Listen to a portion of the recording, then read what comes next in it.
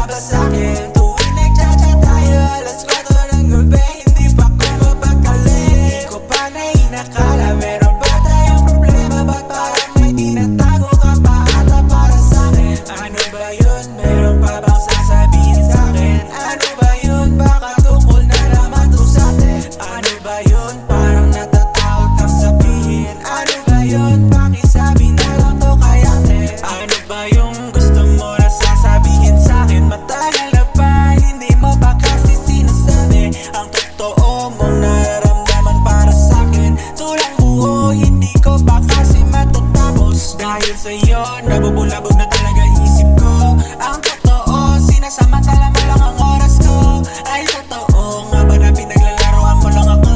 Pakikaro na po bago pa lumala ang sitwasyon na ito. Hais, sabihin mo ba talaga sa akin? Ano ba talaga yung gusto mong sabihin? Nalilito na ako eh. Ilang gabi na ako di makatulog. Putangin na naman eto. Sasabihin na ba sa'kin? Tuwing nagchat-chat tayo alas 4